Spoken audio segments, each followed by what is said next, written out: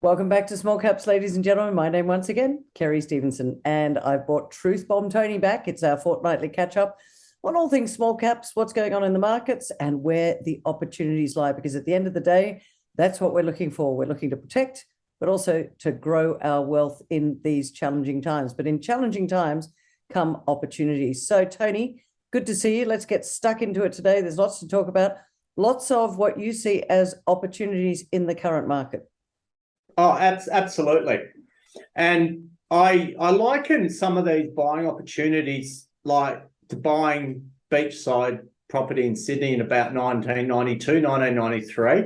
Those were the days where suburbs such as Curl were brown chip. Now, but I just see the real value in some of these stocks that have been neglected, and I'm very enthusiastic about the next few months and the prospects for these companies that have been absolutely belted for no reason. Great. So let's because I want this particular episode to be all about where you see the value, the reasons why you see that value. And by the way, ladies and gentlemen, this is not financial advice. You must do your own research.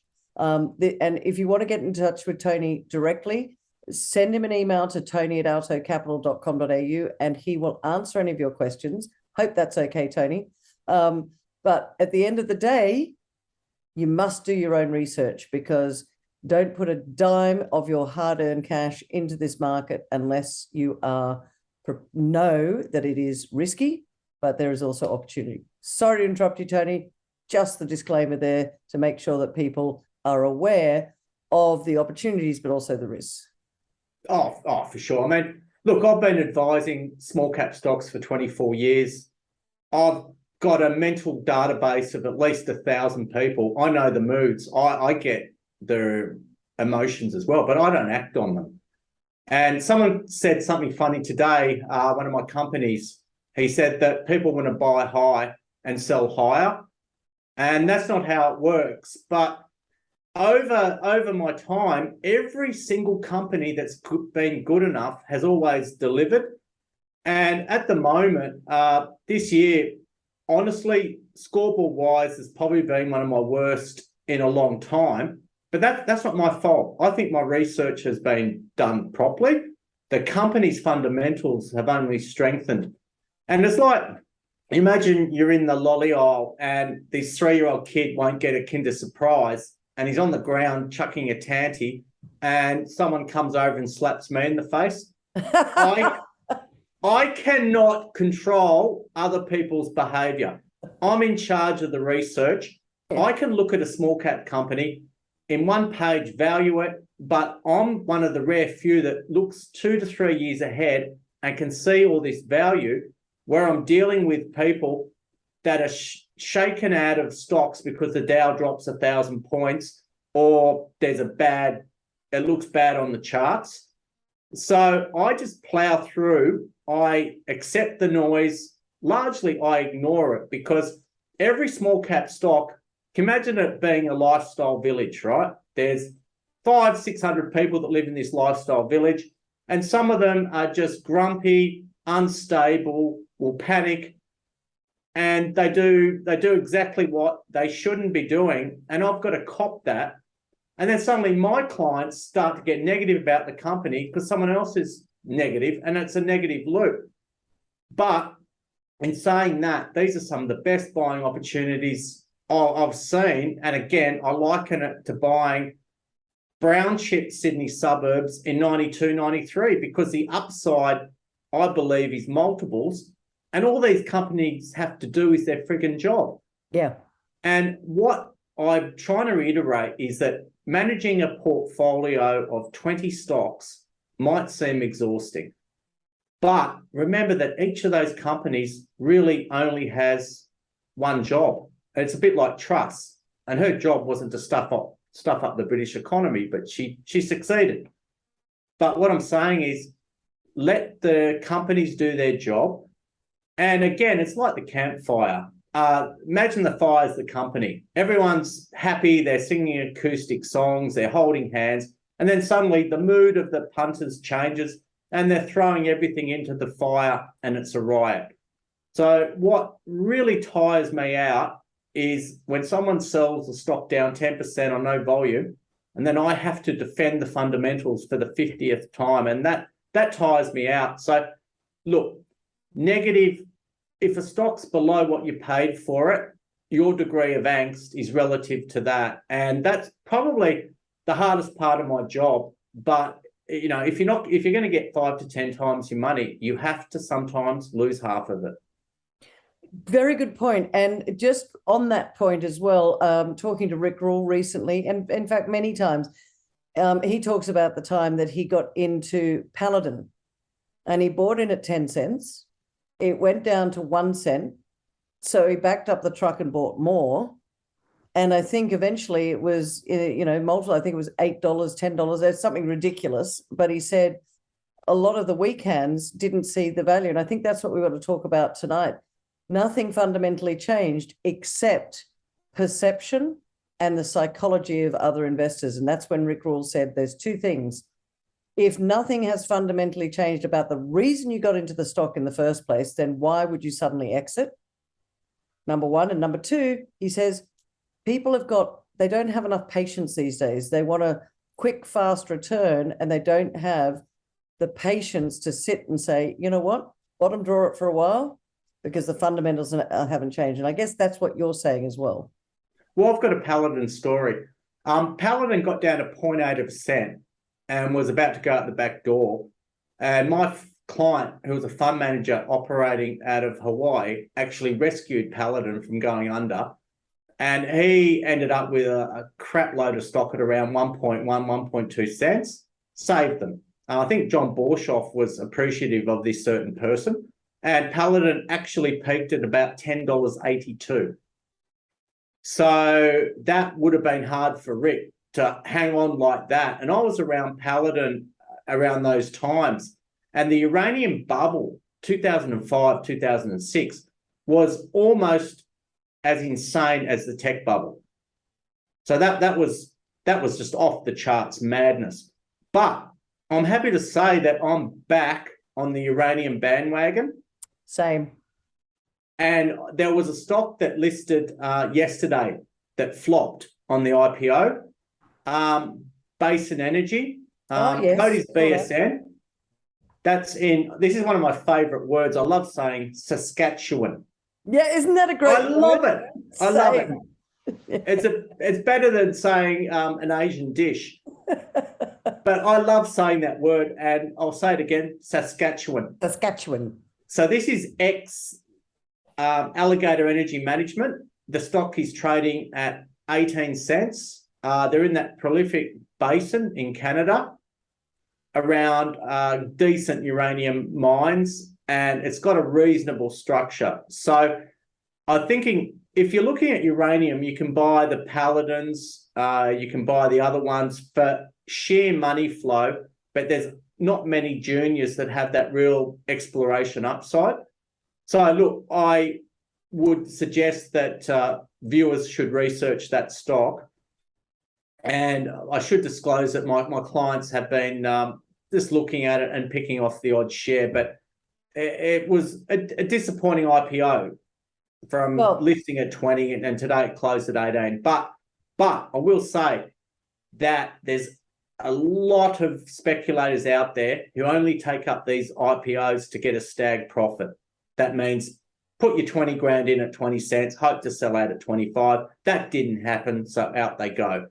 But you're absolutely spot on about instant gratification and a gambling addiction. So that's crypto, NFT, all this bullshit has resulted in a worldwide gambling addiction.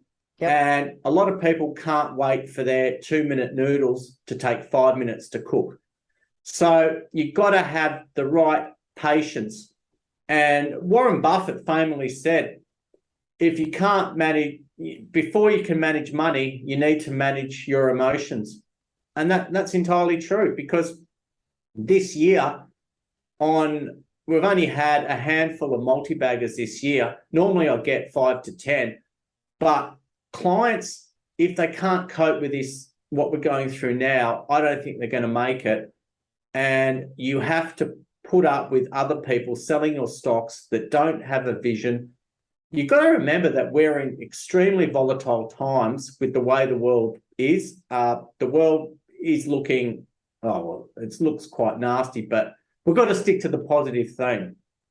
Do you know what? But if you go back in history, we've had this before. Markets can have a massive pullback. That's where the opportunities lie, and that's what I want people to say. And just going on to Saskatchewan, because I wanted to say it as well, that's one of the highest grade areas for uranium in the world. Great jurisdiction. Lots of other Aussie companies up there. T92 recently listed. Andrew Viger knows that area. He says this is prolific. That basin is a really good area for uranium. And for those out there that are going, uranium, well, uranium has got zero carbon emissions. It's a very clean fuel. And I think that Australia might lag a little bit, but the rest of the world will be embracing nuclear as a fuel source as we go into the energy crisis. And I think, Tony, that's what the bigger picture is. The more people are using Zoom, like you and I are tonight, more mobile phones, the more people need energy. It's only growing. And so to look at some energy stocks, and uranium should be one of those, can only be a good thing. So what's the code for Basin Energy? BSN. B for Bob, S for Sam, N for Nelly, in my best Wheel of Fortune language. All righty. Sticking with the uranium theme, are there others that you're following at the moment, or are you really looking just at that one? Because there's a lot to get through tonight. Well, there is. And what I'm saying is a lot of these bigger uranium companies, I honestly don't see a lot of value. I think these stocks become money flow. So it's like a FOMO-driven magnet where these attract all the trading volume. And what happened is I put clients into Bannerman and Marinica, which became Elevate, and these bloody stocks 10-bagged off nothing. So we bailed. So what I'm saying to my clients is if you're into uranium, maybe pick a Paladin that will see upside on the institutional money and look for a junior with discovery potential. So now I've got the two stocks, and that's how we'll play it. And I doubt that we're going to see the stupidity of the 2005, 2006 uranium bubble when Paladin can go from 0.8% to $10.82. And there were a few other stocks that did well during that time, but, at the bottom, there was like 3 uranium companies, then suddenly there's 150 of them. Yeah. And they're all bandwagon jumpers and a lot of them were late to the party. It's like showing up to a party at 3 a.m. holding a vegan pizza. I mean, it's too late. It's too late. All right. Well, we talked last week about sandbagging your finances. We also talked about Dr. Copper. In the copper sector, because a couple of weeks ago, you were saying you really like copper, and there's some opportunities in that copper space with the small caps, ASX listed small caps. What are you liking there? Well, Demetallica was one of my shortest recommendations in history, because when I got clients to start buying it around 19.5, 20 cents, AIC lobbed a very cheeky takeover offer. And I thought, oh, come on, at least give me a chance to get 300 people set. But they came out today and said that they've had visible copper at Peak and Denison in South Australia, which is in joint venture with Oz Minerals. So I don't know what's going to happen. If they can make a discovery, that's going to blow that takeover to smithereens. What was the takeover price? 32 cents? No, it's a script bid. So with AIC, so at the moment, the valuation was in the low 30s. So I don't know. It's a bit of a handcuffs, because suddenly they're going to have a resource upgrade. They've got some sniffs in a potentially a prolific region. So on that copper front, there's another copper stock that I'm buying, which I won't mention because my clients come first, that could be part of a neurology regional bubble. And I'll go back to when Minotaur Resources found Prominent Hill, I was buying a stock a few hundred kilometers away that increased 8 times. And everyone went nuts over that Prominent Hill region. So, and what De Metallica said is that this could replicate the Cloncurry region, which is as prolific as they come. So that looks very interesting on the copper side. I'm waiting on drilling results, assays from Maronan, which had visible copper in its core, which already has a copper resource, 15 kilometres from the Eloise copper mine. They'll be drilling the Powerball hole for the lead and silver Cannington style deposit early next year. Eagle Mountain, which has been beaten up like you wouldn't believe, they're about to come out with a resource upgrade. So, sorry to interrupt you, Tony. Why did Eagle Mountain get so beaten up? Because they've got good management. Is it Arizona? Is that where Arizona is one of the best jurisdictions in the world for mining? Yeah. So it was a weird one because we raised them some money at 13, and then less than 12 months later, it's $1.35. And my client said, I don't want to pay full tax. I don't want to sell all of them. And then back to 20 cents. I beats the shit out of me why that happened, because it does have Oracle Ridge is a good resource. It has a good grade, and they've got the Oryx exploration project, which could drive them further. Charlie Bass knows what he's doing. They just did an institutional raise at 45 cents, and it just got smashed. I think all of that copper sector got absolutely hammered. So let's see where this resource upgrade goes. But again, that's the type of company, low 20s, I'd back to become a producer and perhaps grow from there. And just back to AIC, Aaron Colleran, who was previously heavily involved in Evolution, I read somewhere that he wants to create the Evolution mining of copper. Oh, wow. And to me, that means acquisitions. And it's no surprise that he's trying to buy the most obvious 9 million ton copper resource he can, because it's right on his doorstep. But De Metallica could upgrade to 12, 13 million tons. So let's see how that battle ensues with the side interest of, it's like Cloudy with a chance of meatballs.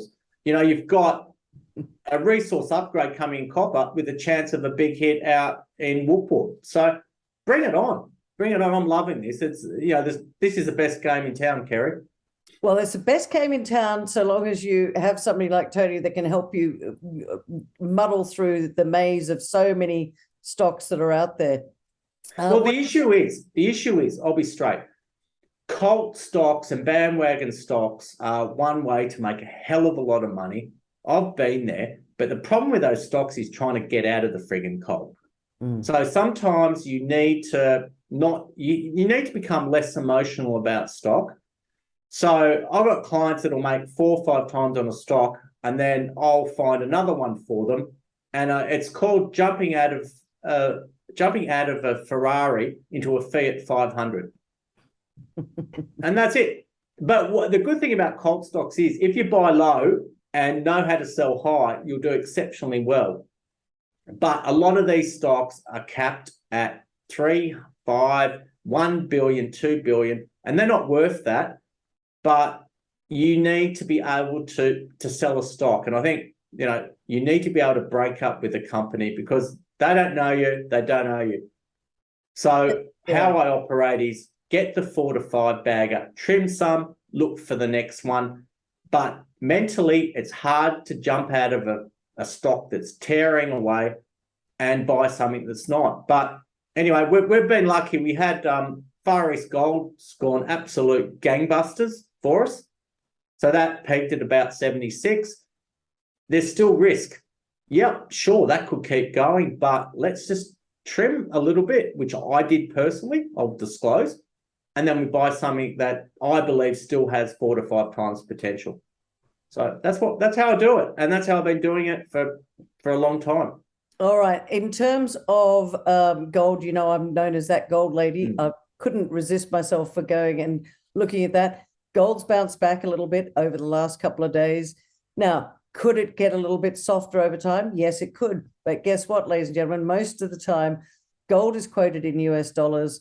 You're looking at it bouncing around in US dollars, but against the Aussie dollar, because all currencies are falling away against the US dollar, which is on a tear right now, we're doing very, very well in terms of the Aussie dollar gold price, which is about, I think, 2,600 at the moment. Now, I don't know about you, Tony, but I say to people, again, not financial advice, but this is what I'm doing, is a couple of producers like the Evolutions and the Northern Stars, a couple of developers, and opportunity in the small caps. What are you seeing?